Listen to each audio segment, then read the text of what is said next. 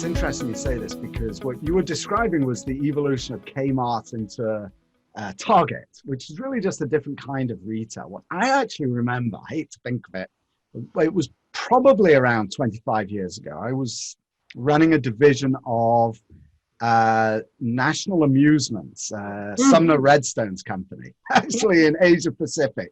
And one of their premium brands was Blockbuster Video. And we realized even then that that was going to become obsolete, that technology was going to make video rentals completely obsolete. There was no replacement. It wasn't Target for Kmart. It was empty space for something completely different.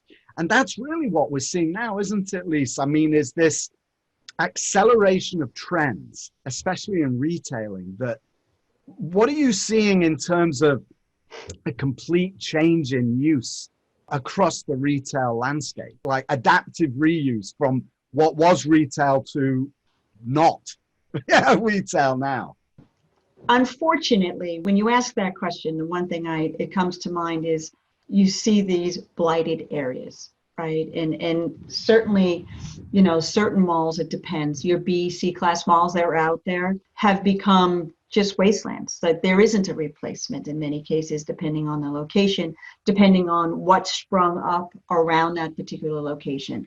And frankly, when we talk about to regulators and legislators today about why we think commercial real estate needs injections of capital and help for borrowers to kind of bridge that gap, bridge the COVID gap, if you will. The thing we talk about is, do you really want to see these blighted areas across the country because no one could afford to carry that property for any longer during COVID?